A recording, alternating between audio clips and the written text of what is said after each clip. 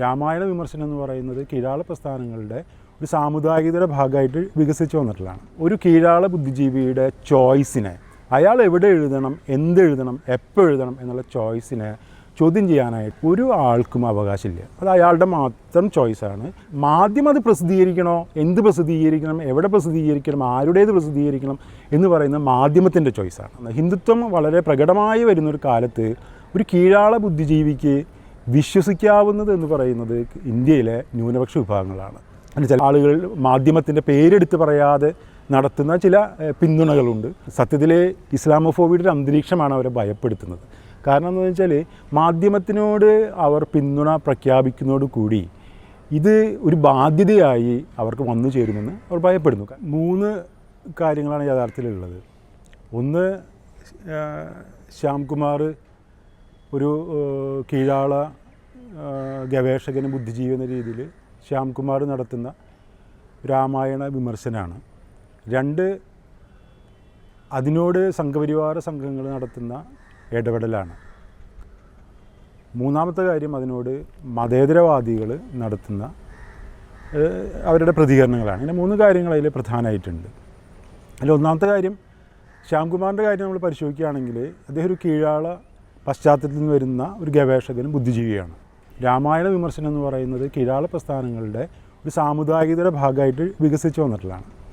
ഉദാഹരണം പറയുകയാണെങ്കിൽ ഈഴവ കമ്മ്യൂണിറ്റിയുടെ ഒരു അനുഭവം ഞാൻ പറയാം.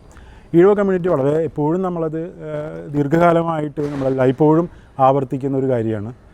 ഈഴവ കമ്മ്യൂണിറ്റിയിൽ ഒരിക്കൽ SNDPയുടെ ഒരു സമ്മേളനം കോട്ടയത്ത് നടക്കുന്ന സമയത്ത് മാളവ്യ അവിടെ വരികയും, മാളവ്യ വരാനുള്ള ചില സാഹചര്യങ്ങളുണ്ട്. അന്ന് തന്നെ SNDPയുടെ നേതൃത്വത്തിലൊക്കെ ഉണ്ടായിരുന്ന ഒരു ഹൈന്ദവവൽക്കരണത്തിൻ്റെ ചില സൂചനകളുടെ ഭാഗമായിട്ടാണ് യഥാർത്ഥത്തിൽ അദ്ദേഹം അവിടെ വരുന്നത്, മാളവ്യ ആ സമ്മേളനത്തിൽ വരുന്നത്.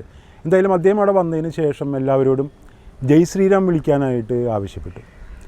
അപ്പോൾ ആ സമയത്ത് സഹോദരൻ അയ്യപ്പനുണ്ട്, അദ്ദേഹം അത് വിളിക്കാതിരിക്കുകയും അദ്ദേഹം അതിനെ ചോദ്യം ചെയ്യുകയും ചെയ്തു. അപ്പോൾ അദ്ദേഹം അതിനെ ജയ് ശ്രീരാമന് പകരം രാവണനാണ് അദ്ദേഹം ഒരു ഇതായിട്ട് മുന്നോട്ട് വയ്ക്കുന്നത്. അപ്പോൾ ആ കാലഘട്ടത്തിൽ, ഏത് കാലഘട്ടത്തിലും കീഴാള പ്രസ്ഥാനങ്ങളെ സംബന്ധിച്ചിടത്തോളം രാമായണ വിമർശനം എന്ന് പറയുന്നത് അവരുടെ ഒരു സാമുദായികതയുടെയും ഒരിടത്തിൽ പറഞ്ഞാൽ അവരുടെ ഒരു ദൈവശാസ്ത്രപരമായ ഒരു രീതിശാസ്ത്രമാണത്.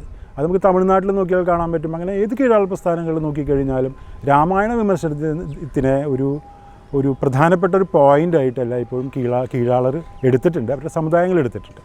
ആ അർത്ഥത്തിൽ നോക്കുകയാണെങ്കിൽ അതൊരു കീഴാള സാമുദായികതയുടെ ഒരു കാര്യമാണ്, അല്ലെങ്കിൽ സാമുദായികതയുടെ ഒരു രീതിശാസ്ത്രമാണ് രാമായണ വിമർശനം എന്ന് പറഞ്ഞാൽ. അപ്പോൾ ആ രീതിയിൽ പറഞ്ഞാൽ ശ്യാംകുമാർ ചെയ്തിട്ടുള്ളത് വളരെ പരമ്പരാഗതമായി തന്നെ നമ്മൾ ചെയ്തുകൊണ്ടിരിക്കുന്ന, കീഴാള ബുദ്ധിജീവികൾ ചെയ്തുകൊണ്ടിരിക്കുന്ന ഒരു വിമർശന പദ്ധതിയുടെ ഭാഗമായിട്ടാണ് അദ്ദേഹം അത് ചെയ്യുന്നതെന്ന് നമ്മൾ മനസ്സിലാക്കിക്കൊണ്ടിരും. 2-ാമത്തെ കാര്യം, സ്വാഭാവികമായും ഹിന്ദുത്വ വിഭാഗത്തിൽ നിന്ന് വരുന്ന ആളുകൾ, ഹിന്ദുത്വർ, സംഘപരിവാര സംഘങ്ങൾ ഇതിനോട് എടുക്കുന്ന സമീപനമുണ്ട്. അത് സ്വാഭാവികമാണ്. അവർ രാമായണ വിമർശനത്തിന് എടുക്കുന്നത് ഒരു ഹിന്ദു മതത്തിനെതിരെയുള്ള ഒരു വിമർശനമായിട്ടാണ് അവരതിനെ എടുക്കുന്നത്. അതിൽ അസ്വാഭാവികമൊന്നുമില്ല. കാരണം എന്ന് വെച്ചാൽ അവരെല്ലാ കാലത്തും ഇതിനോട് ഈ പൊസിഷനാണ് എടുത്തിട്ടുള്ളത്. ഹിന്ദു മഹാസഭ മുൻകാലങ്ങളിൽ എടുത്തിട്ടുണ്ട്. ഈ പുതിയ കാലഘട്ടത്തിൽ ഇപ്പോൾ RSSും ഇവരെല്ലാവരും വരുമ്പോൾ അവർ ഈ പൊസിഷനാണ് എടുക്കാൻ സാധ്യത. അതുതന്നെയാണ് അവർ ഇതിനോട് എടുത്തിട്ടുള്ളത്. പക്ഷെ അതിൽ നിന്നൊക്കെ വ്യത്യസ്തമായിട്ടൊരു കാര്യം എന്ന് പറയുന്നത് മതേതര ബുദ്ധിജീവികളുടെ ഭാഗത്തു നിന്നുള്ള ഒരു പ്രതികരണമാണ്. മതേതര ബുദ്ധിജീവികൾ ഇതിനെ പലതരത്തിലാണ് ഇതിനെ വിശകലനം ചെയ്യുന്നത്. ഒന്നാമതായിട്ട് ഇപ്പോൾ നമുക്ക് അത് ഒരുപോലെയല്ല, എല്ലാ മതേതര ബുദ്ധിജീവികളും ഇടതുപക്ഷവും ഒക്കെ ഒരുപോലെ ഇതിനോട് പ്രതികരിക്കുകയല്ല ചെയ്യുന്നത്. വളരെ ഡിഫറൻസസ് ഉണ്ട് ആ പ്രതികരണങ്ങളിൽ. അതിന് നമുക്ക് നോക്കിക്കഴിഞ്ഞാൽ ചില ട്രെൻഡുകൾ നമുക്ക് കാണാൻ പറ്റും. ചില ആളുകൾ ശ്യാംകുമാറിനെ വിമർശിക്കാനുള്ള അവകാശത്തെക്കുറിച്ച് അത് വകവെച്ച് കൊടുക്കുന്നവരാണ്. ശ്യാംകുമാറിന് രാമായണം വിമർശിക്കാനുള്ള അവകാശമുണ്ട് എന്ന് വലിയ വിഭാഗം ആളുകൾ പറയുന്നവരാണ്. അപ്പോൾ അദ്ദേഹത്തിൻ്റെ ഒരു ആവിഷ്കാര സ്വാതന്ത്ര്യത്തിൻ്റെ ഭാഗമായിട്ടും അദ്ദേഹത്തിൻ്റെ ഒരു ഗവേഷകൻ എന്ന രീതിയിൽ അദ്ദേഹത്തിൻ്റെ റൈറ്റായിട്ടും ആളുകൾ അതിനെ മനസ്സിലാക്കുന്നുണ്ട്. അത് ഒരു വിഭാഗം ആളുകൾ. അതേസമയം മറ്റൊരു വിഭാഗം കരുതുന്നത് ശ്യാംകുമാറിന് അതിനുള്ള അവകാശമുണ്ടെങ്കിലും അദ്ദേഹം അത് എവിടെയാണത് ചെയ്യേണ്ടതെന്നുള്ള കാര്യത്തിൽ അദ്ദേഹം അത് നേരത്തെ കൂട്ടി തന്നെ ആലോചിക്കേണ്ടിയിരുന്നു എന്ന് പറയുന്നൊരു വിഭാഗമുണ്ട്. അവർ പറയുന്നത് മാധ്യമം പോലെയുള്ളൊരു പത്രത്തിൽ അത് പ്രസിദ്ധീകരിച്ചത് ഉചിതമായില്ല, അല്ലെങ്കിൽ ഔചിത്യപൂർവ്വമായിട്ടുള്ളൊരു കാര്യമില്ല എന്നാണ് അവരുടെ ഒരു അഭിപ്രായം. ആ ഔചിത്യപൂർവ്വമല്ല എന്ന് പറയുന്നതിന് പലതരക്കാരുണ്ട്. ചില ആളുകൾ പറയുന്നത് ഈ സമയത്ത് വേണ്ടിയിരുന്നോ എന്നുള്ളൊരു പൊസിഷനാണത്. മറ്റ് ചില ആളുകളെ സംബന്ധിച്ചിടത്തോളം മാധ്യമം എന്ന് പറയുന്നത് മാധ്യമം എന്ന് പറഞ്ഞാൽ പത്രത്തിൻ്റെ പ്രത്യയശാസ്ത്രപരമായിട്ടുള്ള ഒരു കാര്യമായിട്ടാണ് അവരതിനെ മനസ്സിലാക്കുന്നത്. ഇപ്പോൾ നമുക്കറിയാം മാധ്യമത്തിനോടുള്ള ഒരു പ്രതികരണം യഥാർത്ഥത്തിൽ മാധ്യമത്തിനോടുള്ള പ്രതികരണം മാത്രമല്ല, മറിച്ച് അത് മതപരതയോടെടുക്കുന്ന, അപ്പോൾ ഇസ്ലാമികമായ സംഘടനകളോട്, ഇസ്ലാമായി ബന്ധപ്പെട്ടുള്ള സംഘാടനത്തിനോട്, ഇസ്ലാമിൻ്റെ ആവിഷ്കാരങ്ങളോട്, അങ്ങനെ വിവിധ തരത്തിലുള്ള ആവിഷ്കാരങ്ങളോടും സംഘാടനത്തിനോട് എടുക്കുന്ന ഒരു പൊസിഷൻ്റെ കൂടി ഭാഗമായിട്ടാണ് പല ആളുകളും ഈ വിമർശനം മുന്നോട്ട് വയ്ക്കുന്നത്. അപ്പോൾ ഇവിടെ പല ഇടതുപക്ഷ ബുദ്ധികൾ നോക്കിക്കഴിഞ്ഞാൽ അവർ ശ്യാംകുമാർ നടത്തുന്നത് അവരുടെ മതത്തിനെ വിമർശിക്കുകയാണെന്നാണ് അവരുടെ ഒരു പ്രധാനപ്പെട്ട വാദം. പക്ഷേ യഥാർത്ഥത്തിൽ ശ്യാംകുമാർ ചെയ്യുന്നത് ഒരു ജാതി വിമർശനം നടത്താണ് യഥാർത്ഥത്തിൽ ചെയ്യുന്നത്. കാരണം അദ്ദേഹം ജാതി വിമർശകനാണ്. കീഴാള പക്ഷത്തു നിന്ന് ജാതി വിമർശിക്കുന്ന ഒരാളും കൂടിയാണ് അദ്ദേഹം. പക്ഷേ ഈ വിമർശനത്തെ ഈ ഇടതുപക്ഷ വിഭാഗത്തിൽ നിന്നുള്ള, നമുക്കത് എല്ലാവരും പറയാൻ കഴിയില്ല, ഇടതുപക്ഷ വിഭാഗത്തിൽ നിന്ന് ചില ആളുകൾ നമുക്ക് പറയാൻ കഴിയുള്ളൂ. അതേസമയം അതിൽ തന്നെ വേറൊരു രീതിയും കൂടിയുണ്ട്. അതായത് നമ്മൾ ശ്യാംകുമാറിനെ കുറിച്ചുള്ള നമ്മളുടെ വിമർശനത്തെ ശ്യാംകുമാറിനെ വിമർശിക്കാനുള്ള അവകാശത്തെ അംഗീകരിക്കുകയും മാധ്യമത്തെക്കുറിച്ചുള്ള ഹിന്ദുത്വയുടെ ഭാഗത്തുണ്ടാകുന്ന പ്രതികരണങ്ങളെ ഒരു നിശബ്ദത പാലിക്കുക എന്ന് പറയുന്ന പൊസിഷനുണ്ട്. അതാണ് നമ്മളുടെ ഇപ്പോൾ പുരോഗമന കലാസാഹിത്യ സംഘത്തിൻ്റെ പ്രസ്താവന കഴിഞ്ഞ ദിവസം ഷാജൻ കരുണിൻ്റെയും അതുപോലെ നമ്മളുടെ അശോകൻ ചെരുവിൻ്റെയൊക്കെ ഒപ്പിട്ട പ്രസ്താവന കഴിഞ്ഞ ദിവസം വന്നിരുന്നു. അവരതിൽ ശ്യാംകുമാറിൻ്റെ ആവിഷ്കാര അവകാശത്തെക്കുറിച്ച് കൃത്യമായി ചൂണ്ടിക്കാണിക്കുന്നുണ്ട്. പക്ഷേ മാധ്യമത്തിനോട് ഹിന്ദുത്വ കക്ഷികളുടെ ഭാഗത്തുനിന്നുണ്ടായിട്ടുള്ള പ്രതികരണങ്ങളോട് അവർ നിശബ്ദത പാലിക്കുകയാണ് ചെയ്തിട്ടുള്ളത്. പക്ഷേ എല്ലാവരും നിശബ്ദത പാലിക്കുന്നവരല്ല. ചില ആളുകൾ നിശബ്ദത പാലിക്കുന്നതിന് പകരം മാധ്യമത്തിനെ ഒഴിവാക്കേണ്ടിയിരുന്നു എന്ന് പറയുന്ന മതേതര വിഭാഗങ്ങളുണ്ട്. അതാണ് ഞാൻ നേരത്തെ പറഞ്ഞത്. മതേതര വിഭാഗങ്ങളുടെ ഒരു മതത്തിനോടെടുക്കുന്ന സമീപനവും സംഘാടനത്തോടെടുക്കുന്ന മതപരമായ സംഘടനകളോടെടുക്കുന്ന സമീപനം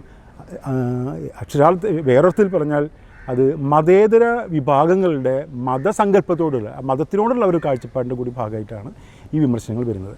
നമുക്കറിയാം, ഇപ്പോൾ മാതൃഭൂമി തന്നെ കുറേ കാലങ്ങൾക്ക് മുമ്പ് ഇൻ്റലക്ച്വൽ ജിഹാദ് പോലെയുള്ള ടെർമിനോളജികൾ ഉപയോഗപ്പെടുത്തിക്കൊണ്ട് എങ്ങനെയാണ് ഈ മാധ്യമത്തിൻ്റെ ഇടപെടലുകളെയൊക്കെ വിശകലനം ചെയ്യുന്നതെന്നും അതിനൊക്കെ ഒരു നരേഷൻ ഉണ്ടാക്കിയെടുത്തത് നമുക്ക് അറിയാം. നമുക്ക് അതിനെക്കുറിച്ച് അറിയാവുന്ന കാര്യമാണ്. അപ്പോൾ ന്യൂനപക്ഷ വിഭാഗങ്ങൾ എന്ന് പറയുന്ന ന്യൂനപക്ഷ വിഭാഗത്തിൻ്റെ മാനേജ്മെൻറ്റിലൊരു പത്രം അവരെ സംബന്ധിച്ചിടത്തോളം ഒരു വിശ്വസ്ത കൂട്ടാളിയാണ്. അപ്പോൾ അയാളുടെ ഫസ്റ്റ് ചോയ്സാണത്. അതായത് മാധ്യമം എന്ന് പറയുന്ന അയാൾ വേറൊരിടത്തും എഴുതാനില്ലെന്നുള്ളത് കൊണ്ട് എഴുതുന്ന സ്ഥലമല്ല, അത് അയാളുടെ ഫസ്റ്റ് ചോയ്സാണ്.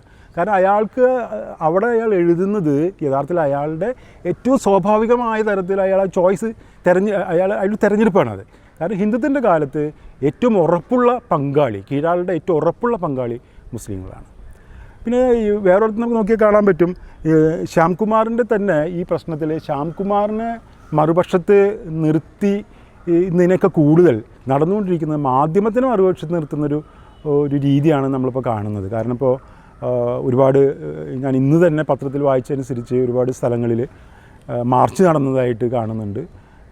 ഹിന്ദു ഐക്യവേദിയുടെ നേതൃത്വത്തിലുള്ള മാർച്ചുകളൊക്കെ നടന്നതായിട്ട് കാണുന്നുണ്ട്. അപ്പോൾ മാധ്യമത്തിനെ ടാർഗറ്റ് ചെയ്തുകൊണ്ട് ഇസ്ലാമോഫോബിയയുടെ ഒരു ആവിഷ്കാരമാണ് നമ്മൾ കാണുന്നത്. അപ്പോൾ നമ്മളിവിടെ രണ്ട് ആവിഷ്കാരങ്ങൾ ഇസ്ലാമോഫോബിയയുടെ കാണുന്നുണ്ട്.